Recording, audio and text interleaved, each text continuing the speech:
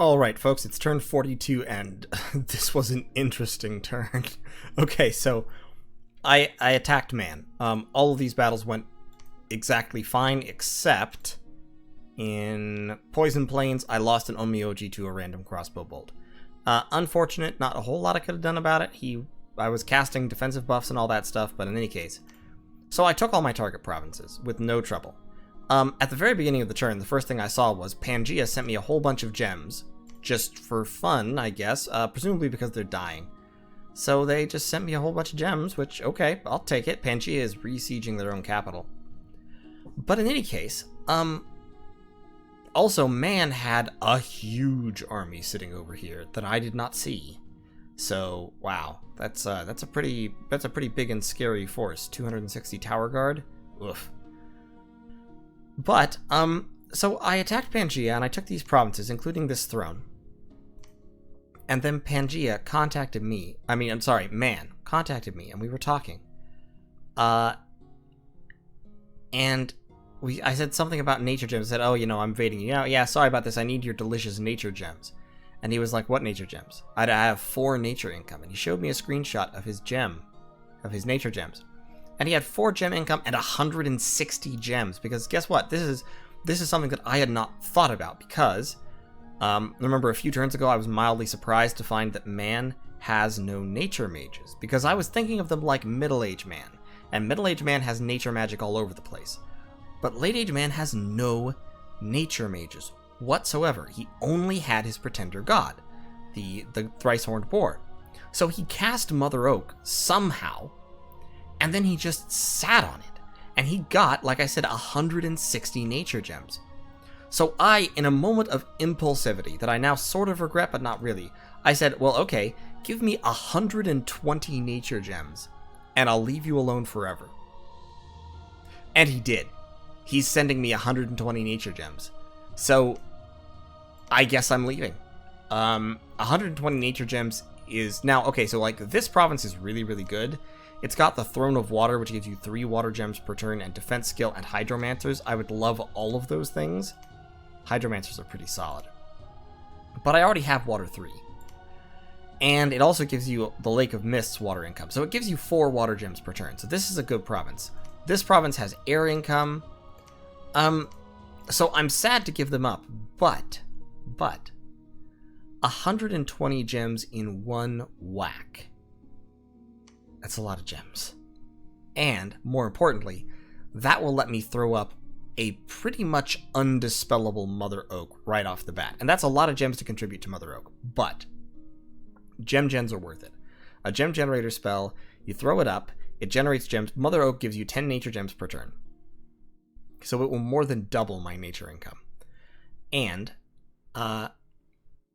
even if I cast it with a full 120 or 130 gems, it'll pay itself off. It will pay itself off inside of 12 or 13 turns. And this game will last that long. Like, this game is going the distance. I'm pretty sure nobody is really even close to victory. Especially not now that I've knocked off man's throne. The closest is actually Atlantis with 2 points. But, like, the level 3 thrones haven't even been threatened yet. And we've got, like, there is time enough. So, that being so, I'm willing to give this up to man. And man and I are basically just going to agree to leave each other alone for the whole game, unless we're the last 2 left. And I will take those nature gems. I'll convert some of them into pearls to cast a spell.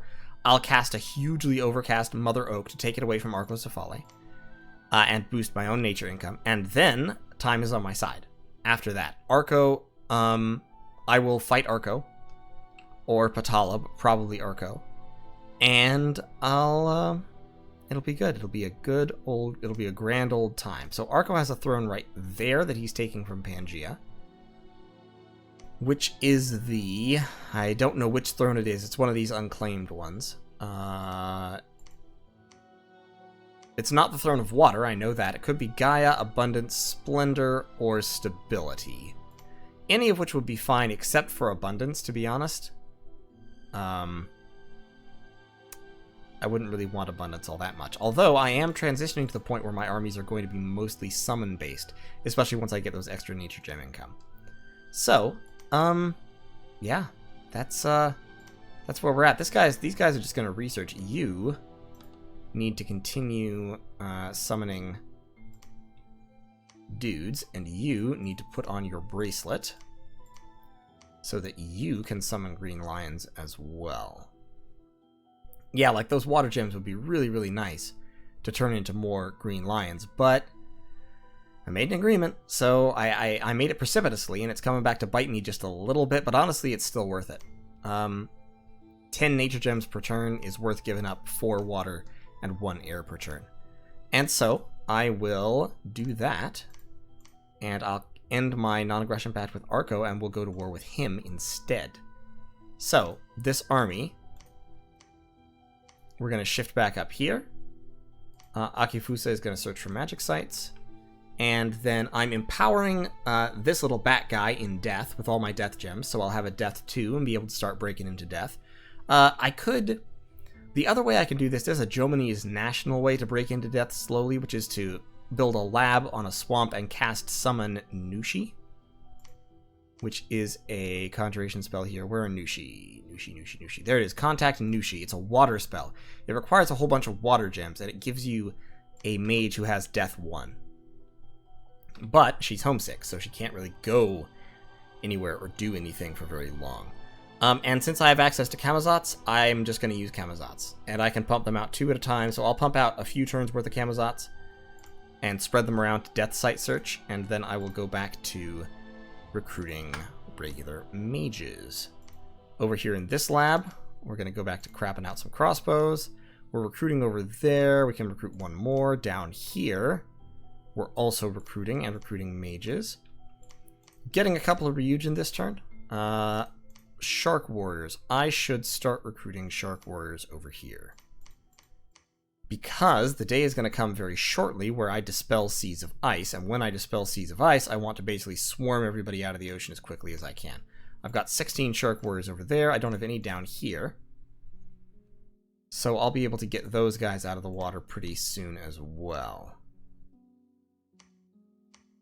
I'm going to start migrating Takio up that way, maybe. Actually, I'll recruit some Shark Warriors down here so Takio can boop, boop, and bring them over this way. So, that is the plan, and that, I think, is going to be the turn. Not too exciting. I am actually going to take all these guys and move Visic down towards Arcocephali, and up here I've got 16 units. Yeah. We'll wait 1 more turn, but Shudu here is going to take those cats. Actually, not Shudu. I'm going to give them to Vilgo because Shudu is amphibious. So, that's the plan. Thanks for watching. I'll see you all in turn 43, where I should cast the Invincible Mother Oak and potentially also Dispel. I'm going to cast Mother Oak first, and then I'll Dispel next turn to get rid of Sea of Ice, because I think Dispel doesn't hit your own... I think Dispel targets only hostile globals. It shouldn't target your own globals. It would be really stupid if it targeted your own globals. I don't think it does. I'm going to look that up. I'm going to be, like, really, really sure. But in any case, thanks for watching, and I'll see you next time. Alright, turn 43, and here's the news. We're doing it again. I've received 120 nature gems from Man. I've researched Evocation down to level 5. I empowered one of my bats in Death, so I now have a Flying Stealthy Death 2, in addition to my Flying Stealthy Death 1s that are going to be going around site searching. 2 of my Ryujin were mind hunted this turn. Now, a lot of nations in this game have the theoretical capability to mind hunt. Not many of them were in a position to do so. Looking at this, so mind hunt has a range of 6 provinces. So 1, 2, 3, 4, 5, 6. Or there was one region was right here when he was mind hunted. 1, 2, 3, 4, 5, 6. Technically, Atlantis could have done it if he had seen them and wanted to snipe one. 1, 2, 3, 4, 5, 6. Bogarus could have done it, but I happen to know that Bogarus is patrolling with all of his surviving mages in an effort to lure Patala into a trap. It's the only thing he can do. He only has his capital in these 3 unconnected water provinces. It could potentially have been Man, who I was at war with, but of course I made a deal with Man almost immediately, and which he stuck to. So I don't anticipate it was him. I know Prey, the player of Man, and I doubt he would randomly waste pearls, randomly mind hunting a couple of Ryujin out of spite. Patala. 1, 2, 3, 4, 5, 6. Patala was not in range from that fort. What about this fort? 1, 2, 3, 4, 5, 6. They're not quite in range from that fort either. So it could not have been Patala. That only leaves one person, Arcocephale. Yeah, so of course I cannot prove that it was Arcocephale. And it's always possible that it was Man, that Prey gave those orders before we made our deal, and then forgot to remove them or something like that. So I'm not going to immediately invade Arcocephale in violation of our non-aggression pact, even though I strongly believe that he has already violated our non-aggression pact by mind-hunting my mages. But I am, of course, preparing to do so, and I've given him notice that the non-aggression pact is ending. So, it was a 2-turn notice, so on turn 45, I'll be able to give attack orders, and I do plan to do so. That being so, the first phase of the aggression here will be casting Mother Oak. That will remove his Mother Oak, and I'm casting this with well over 100 gems. I doubt he can stop it. If he does, if I fail to remove his Mother Oak and replace it with this one, I will be A, astonished, and B, really kind of pissed off. But that's neither here nor there. We'll see how it goes. Phase 2 is going to be removing Seas of Ice. That's what I'm saving my pearls for. In 2 turns, I will dispel Seas of Ice, and the next turn, my dragons and troops will attack Arcocephale. So this turn, Mother Oak. Next turn, turn 44, I move these guys. I'm recruiting a few more Shark Warriors down here. I move these Shark Warriors and Yoshi down to here, and I cast Dispel as hard as I can, which should hit Seas of Ice. Turn 45, if all goes well, Seas of Ice is down. All of my dragons erupt from the seas. I am not actually recruiting any more Ryujin right now because they're really expensive, but I have 7, 8 counting Yoshi. So, turn 45, all of my dragons come out of the ocean. All of these dragons, I believe, should be able to hit Ozandius in support of this army. This army invades, and these Shark Warriors come out either here or they go to try and besiege Chilad Caverns. Probably they come here because he has teleported his Oracle to Chilad Caverns, his god, his immobile god, Lavuari. And so that's going to be a very difficult fight.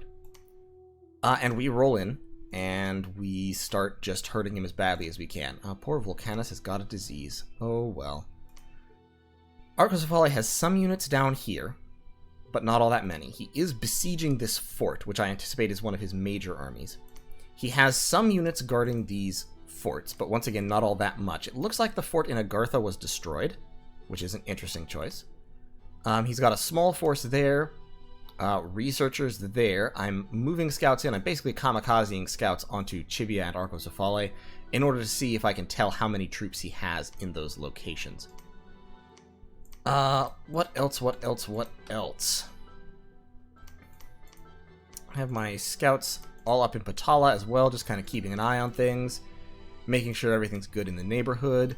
Masamori, with your Scepter of Authority.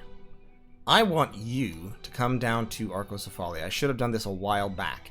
It's going to take him a long time. 1, 2, 3. He has to cross 2, 3, 4, 5, 6, 7. He's not going to be in there for a while, but I'm going to try to sneak Masamori onto a fort and start assassinating research mages. Just to be annoying, if nothing else. And if he dies, he dies. It's not that big a deal. So that will be the plan. I have summoned my first Dai Tengu.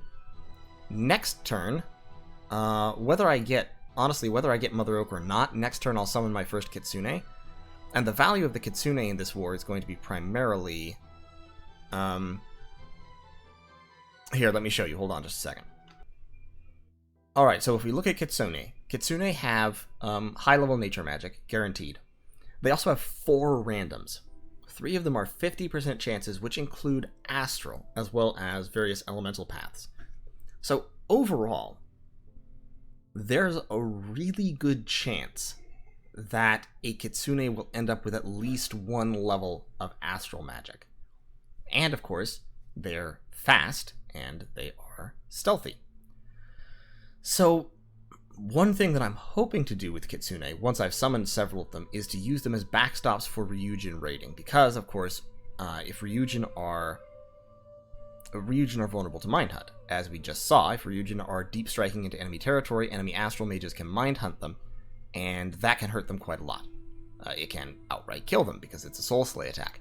However, if there's an astral mage in the province, then there's a large chance of the Mind Hunt backfiring and feeble-minding the person who's doing the Mind Hunting. And Kitsune, as I just said, are stealthy astral mages, so I can sneak them into position, drop Ryujin on the province, wait for them to be Mind Hunted, while the other person doesn't know that there's an astral mage there, because I don't have the Kitsune participate in the fighting. Just an interesting little thought. Like I said, Kitsune are, of course, not guaranteed to get astral magic. It's 3 50% and then 25% randoms. So it's only about a third of, a little over a third of them will end up with astral magic, but I plan to be summoning a number of Kitsune, so I will end up with a couple astral randoms. So just an interesting little thought I had. Alright, so that's the war plan. I'm still casting Haruspecs to try and find nature sites, which is, of course, a little bit challenging. I am up to 12 air gems per turn. I did find an air site this turn, and 8 water gems. Really? 8 water gems? Yeah, 8 water gems. Okay, great. Still summoning Kitharonic Lions in my capital. Moving forces down to concentrate in Sleepy Wolds, concentrating in Underspring, and of course I'm still building up in Mictlan as well. I should send Kano here over to Mictlan. I've got Onmyoji stationed in all of my important forts. I do not have Onmyoji stationed in Dragonscale Mountains.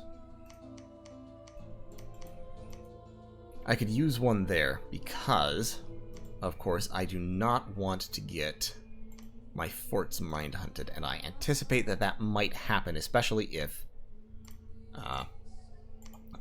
and when Arco starts losing. I think I can take Arcocephale, but I don't want to be too confident because, of course, I have thought that and been wrong before, especially when it comes to big, powerful astral nations. Research-wise, if he concentrated his research, he might be at level 9, or close. He's probably not at level 9 yet. Basically, what I don't want to do is I don't want to accidentally walk right into a fully revved up Master and Slave communion. So, in order to help prevent that, I will be throwing anti-magic in pretty much every battle that I can, which will give all my guys +4 magic resistance. Anti-magic...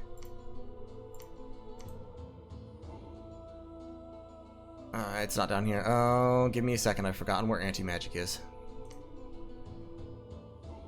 There it is. Never mind. I remembered. It's 3 astral and it costs 1 pearl. So an astral 2 mage, like any Onmyoji, can cast it with 2 pearls. And I'm absolutely willing to spend the pearls to keep my armies somewhat safe.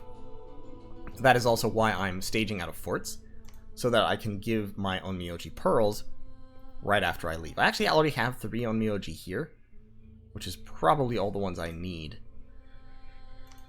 I've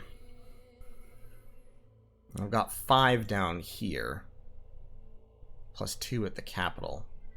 That's Dispel Monkey, wearing his Starshine Skullcap. I would like more Starshine Skullcaps, I just don't have the spare pearls right now. Okay, yeah, I think I'm about ready. Recruitment of units is fairly low right now because my income and upkeep are not cooperating with me, but should still be able to have some fun with it. Have some real real good times. I'm actually going to cut out those crossbows. I'm going to go over here and recruit Shark Warriors instead, because I can get 5 Shark Warriors this turn. And should be good. Should be good. So those Shark Warriors... I'll have to assign one of these guys to take the Shark Warriors out. They have 10 leadership. There'll be 10. Yeah, so we'll recruit up to 10. We'll have one of our dragons just march them out of the sea over here. And Alethus here and our 4 green lions. So 27 infantry, 4 green lions marching down to Sleepy Wolds to back up that army. This army could probably do with more archers, I want to say. Yeah, more samurai archers is what we need down here. And, of course, we've got these units and our first Dai Tengu with his air units. Now, Dai Tengu, of course, are air 3. Yep, pressing buttons, pressing buttons. And since I have alteration level 7, air 3... will allow for some air magic shenanigans. So that Dai Tengu, I can cast Storm and Storm Power, and then he can cast Fog Warriors. Now I'm gonna have to do some careful fatigue management in order to get that done. I may, in fact, need to get him into a communion. That might be the best way to do it. But in any case, Matsatsura can drop Fog Warriors to support our troops.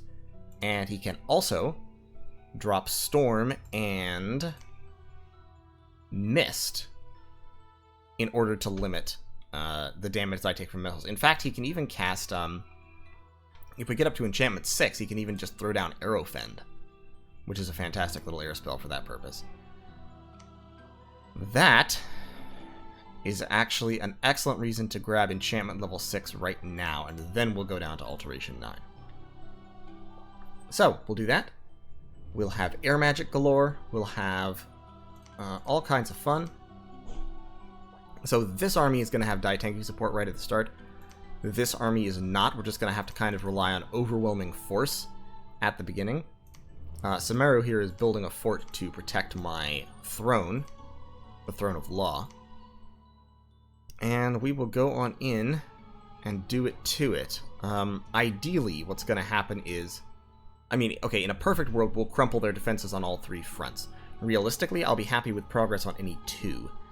My initial war aims would be to capture this throne in Ozandius, and to capture this region, including these 2 forts. Basically take back what Arcocephale took from Agartha, and turn it over to my use, of course. Now, our Shark Warriors will help us there because they can see in the dark.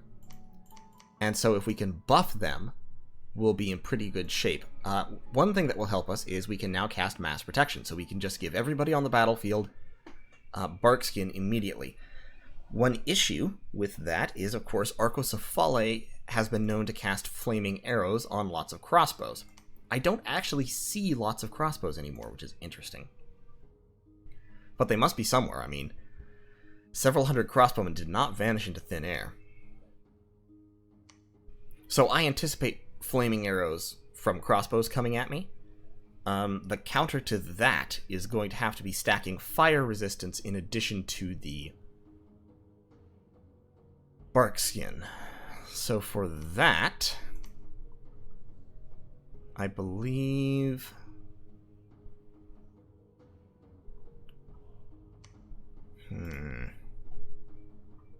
There's Fire Fend, but there's a... Yeah, resist fire. Fire resistance. This spell, it's AoE 15, it takes a water gem. And my Ryujin can cast it. All of my Ryujin can cast it. So, if I'm going into a big stack versus stack fight with Arcocephale, round 1, I drop Mass Protection and I drop Fire Resistance all over my front line. And that, the Fire Resistance will counteract the Fire Vulnerability of Barkskin, and that will allow my troops to advance more or less unimpeded. Another option, since I have level 7, I do have Marble Warriors. So any of my Earth 2 and Earth 3 mages can ramp themselves up very quickly to cast Marble Warriors. Now that costs Earth Gems, and I still don't have Earth Gems. But I will take what I have into battle, and I can use dragons as couriers to reload my army very, very rapidly with their enormous map move. So I should at least be able to bring all the ones I've got, but I'd rather spend water gems because I have more water gems and I get water gems more quickly. I am spending 4 per turn on green lions, which I think is definitely a worthwhile expense. In fact, I'd like it to go up to 6. Do I have another fire water mage? Not here.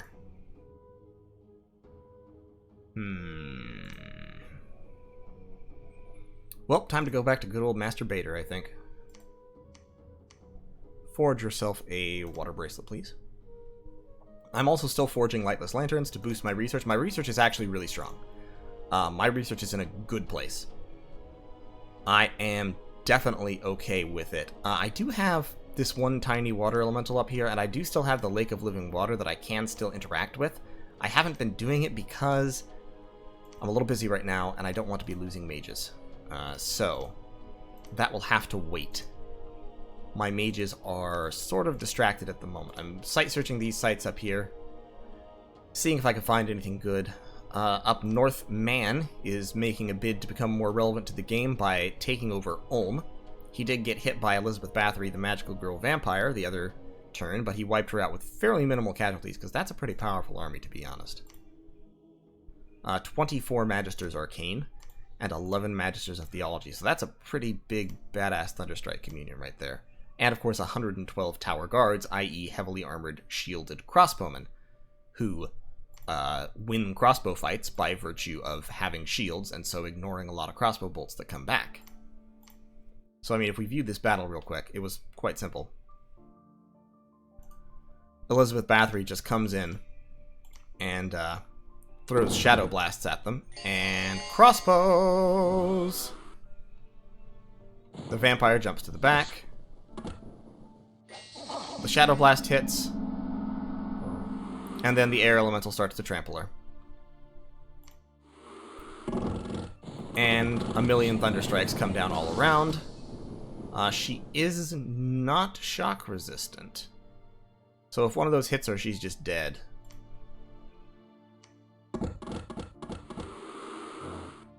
And you can see the Air Elementals are just pushing her around. Being bullies, there you go. Thunderstrike right to the top of the dome. That's a lot of Thunderstrikes. That's a fairly powerful force there. You'd have to bring a big army to deal with that situation. And this is just Man taking back the provinces that I agreed to let him have back.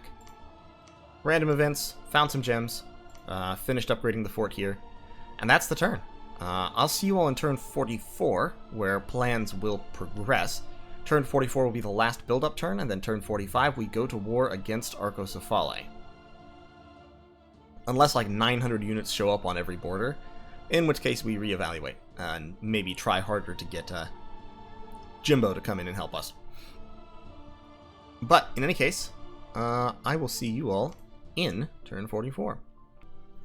Alright, so it's turn 44, right? Yeah, turn 44. And honestly, when I loaded up this turn and first looked at it, I was a little irritated. Why? Because of that. I cast Mother Oak with well over 100 gems, and it, so either I got unlucky and rolled badly on the opposed roll, or he cast Mother Oak with a ton of gems himself. Now, I don't think that he can have cast it with somebody who was hugely high level, because I saw his god, and his god is an oracle. Lavuari is the astral water crosspath immobile chassis, which doesn't lend itself terribly well to having a whole bunch of extra, like, nature, you know? Like, that would be difficult. But it is what it is. So, I am still going to go and try to dispel Sea of Ice. By the way, everything that I'd said earlier about how Dispel worked was totally wrong. you can see this is where my inexperience in some aspects of Dominions is showing through. I don't have much experience with astral magic, and I don't have much experience fighting with globals, just because by the time I get to the... I don't have a whole lot of experience with the late game. It's very, very common for most players to be eliminated by the time the global enchantment slots start filling up. So, Dispel actually just targets. So, I just targeted Sea of Ice, and I alchemized some of my lesser needed gems in order to cast it with 44 pearls. So, only a 14 gem overcast. That's not much, but it might still work, and it's kind of my best play at this point, because I really need to get those Ryujin out this turn. Getting those Ryujin out this turn will allow me to use them to fight Arcocephale. And I need that, because otherwise, without them, I will be struggling a little bit. So, I'm recruiting infantry here, more Camazotz for flying around site searching. I'm recruiting a few more Shark Warriors down here, and I will give them to the Ryujin and bring them above land. Over here, where there will be a commander waiting to pick them up, so the Ryujin can go zip around. I've summoned another Dai Tengu, so I now have 2. And Yukikyo is actually going to head in this direction, I think. He can't quite reach there. Well, because I want... Yeah, he's going to go over here then, because I want a Dai Tengu on... I want 1 Dai Tengu on 2 fronts. I don't need to have 2 Dai Tengu stacked up in one place, necessarily. So the armies are building... I'm saving my nature gems. Next turn I'll be able to summon my first Kitsune at least. That'll be good. But I am salty. I'm not even gonna hide it. I'm salty about that. It is what it is. Sometimes these things work, sometimes they don't. In any case, I will have my preemptive revenge. So, I also need to move another commander in there to pick up those troops so that Simaru doesn't have to stop building. Or, alternatively, I could just send one of these commanders right like that. There, that's much easier. I've got troops moving down. Visik needs to take all these crossbows, and then he can move down this way. These 2 guys are just waiting to pick up more troops. I'm actually going to send one of them up there to pick up the troops that I have recruited here. Should still be pumping out crossbows. I don't know why I stopped pumping out crossbows. Recruiting here. Not recruiting here. That's not terribly important. Not recruiting there either. But I am recruiting archers here. I'm not bothering to recruit units here. I'm actually even not recruiting a mage here. And then over here, I'm still recruiting troops as well, especially infantry, because I have a fairly large grip of crossbows over on this side. So next turn is probably going to be quite lengthy, because that's the turn when I'm going to be distributing gems and scripting ahead of the invasion of Arco. My plan is to hit... So next turn, of course, we're going to drop Seas of Ice, assuming that goes to code. Which is, of course, a big assumption. I don't actually have any gems to give Yoshi right now. That's fine. He'll live without them. Next turn's gem income will be entirely assigned, pretty much.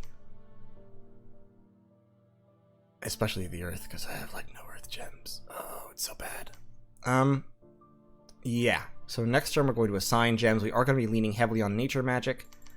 Mass protection will be a spell that we love. Research-wise, we are heading straight down Alteration. We should hit Alteration 8 fairly soon. Alteration being, of course, our best and strongest school. We have Creeping Doom, we have Mass Protection, we have Marble Warriors, but we can't use it all that much. We have Phoenix Pyre. We can only use Prison of Sedna underwater. We do have Fog Warriors, which we can ratchet up to. Actually, I think in order to ratchet up to Fog Warriors, I do need both of my Dai Tengu in one place.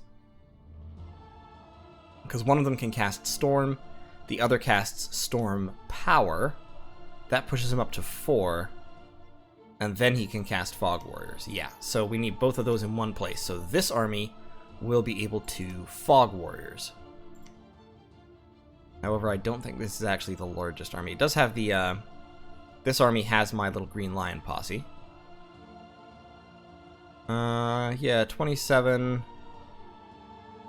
Yeah, this is a respectable army. It's not as large as this army, so I'm definitely going to need significant magical help to break this place.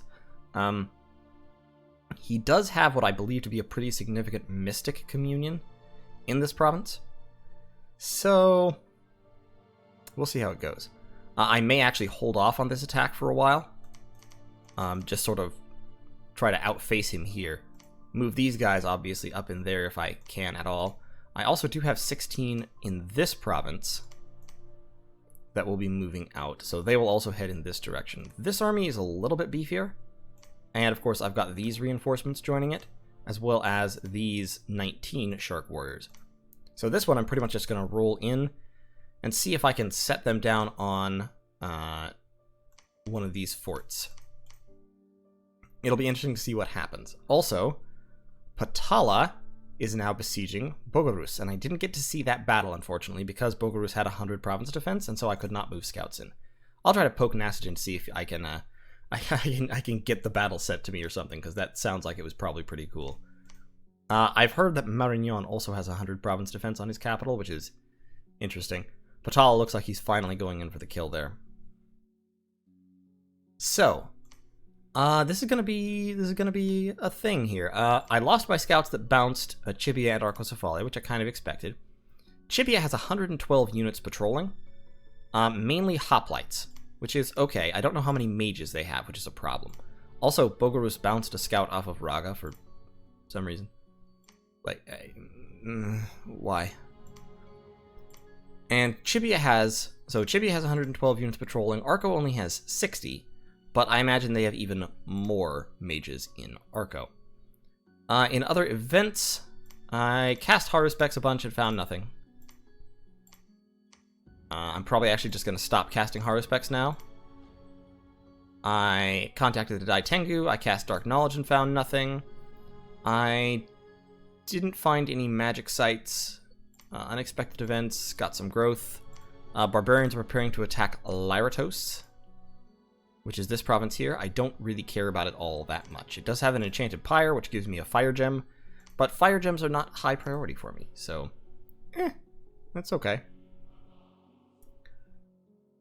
So that's the situation. We're about to go into like a full-fledged one-on-one peer-to-peer war, and of course you know how that typically goes for me. So cross your fingers, knock on wood, and we'll see how it goes. I mean, I certainly have the option to copiously abuse nature magic, but so does he. And in fact, he's probably better at it because he has Mother Oak. So the issue for me will be working out, making sure that I can counter the normal nature magic tricks while also being able to perform those tricks effectively myself. So stop casting Haruspex for a minute here. You're manifesting vitriol, both of you. Great. Who else was casting Haruspex? You were. Stop that.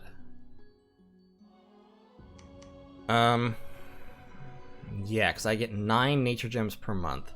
So I'll have 36 next turn. I definitely want to summon a Kitsune, but that leaves me only 6 gems to actually equip people with. Ooh, that's nasty. That's not great. I may want to delay one more turn. The problem is, of course, the more turns I delay, the more Arcocephali builds up a gem advantage because he has a global that is generating a ton of gems for him. So that's a problem. Definitely a problem. In hindsight, knowing now that he overcast that so powerfully, I probably would have been better off leaving Man's nature gems to him and letting him use them all to retake Mother Oak, because Man is literally the least dangerous person in the game to have Mother Oak. Well, except for, like, Atlantis, who has no nature magic whatsoever. But Man also has no native nature magic, so if he just held on to Mother Oak, it wouldn't be very relevant to the game. Oh well. You win some, you lose some. I'm mainly just pissed off that I wasted 120 gems like that, and I could have turned them into 4 Kitsune. Ah well. Ah well, ah well, ah well. I'm basically trying to think right now of what I can expect to be facing and what I need to have ready in order to counter it.